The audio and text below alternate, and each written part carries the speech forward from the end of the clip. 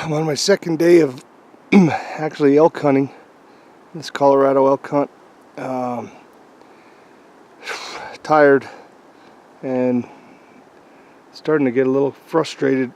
The elk are going to be way up high in those meadows up around timberline, and so that's where I've been trying to get to, that elevation, not that mountain but the one behind me, but trying to get to that elevation.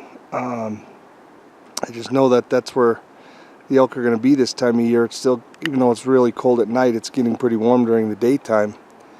And today I've been hiking all day long, and I finally found a little bit of elk sign, one old rub and a few piles of fresh scat.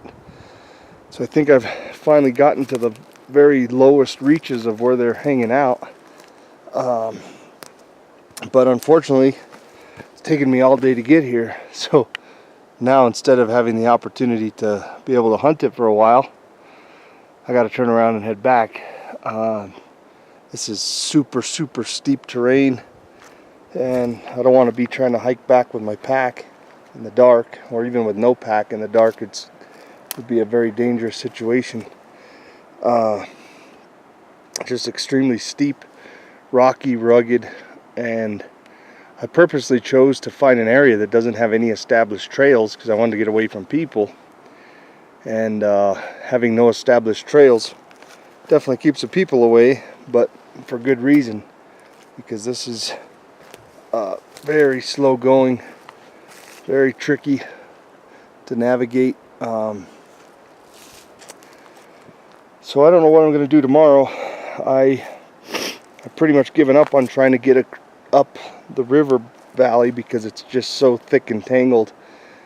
I mean, there's sections that the trees are 4 inches apart, the trunks, it's like a wall. There's just no getting through it.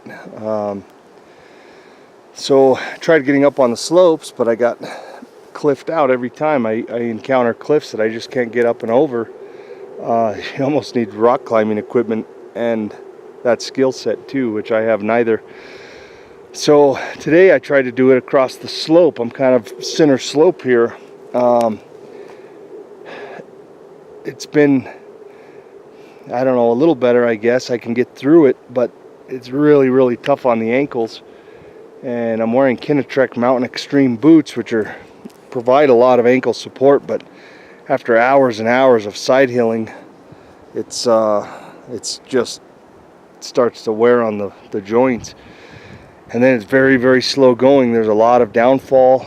There's a lot of down trees that you have to climb over and negotiate. And so originally I was wanting to get up in here with my camp, but it's just way too difficult with a heavy pack. It's too steep and too treacherous, and I need all the balance I can get. So I've made a base camp, you know, as far up as I could get, set up a base camp, and now I've been just carrying the bare minimum, the minimum of what I need to be able to survive out here if I had to. But my bow is actually packed inside of the backpack. I originally had it strapped on top, but going through this thick stuff and all of this downfall and everything, just gonna bang up my bow, and I'm afraid I'm gonna break my sights or arrow rest or something and make the bow unshootable, which then I'm out of commission at that point. So I put the bow inside the pack, that way I could just have my hands and my trekking poles to be able to climb over some of this stuff. But very difficult day 2. I'm not sure what I'm going to do on day 3.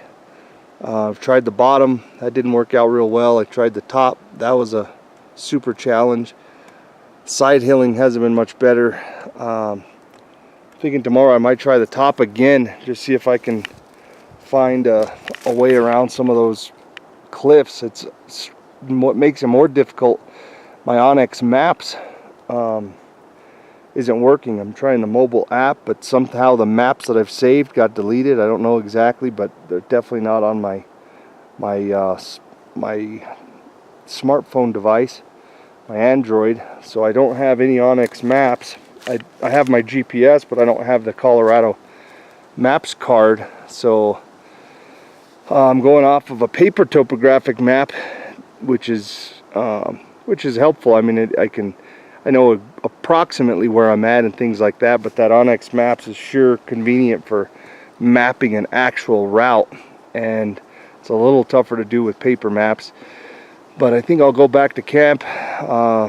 Hopefully I get back before dark, then I can turn on my headlamp and study my topographic map and see if I can't figure out a way to get up on top of this thing to where I can get into the country where I believe the elk to be.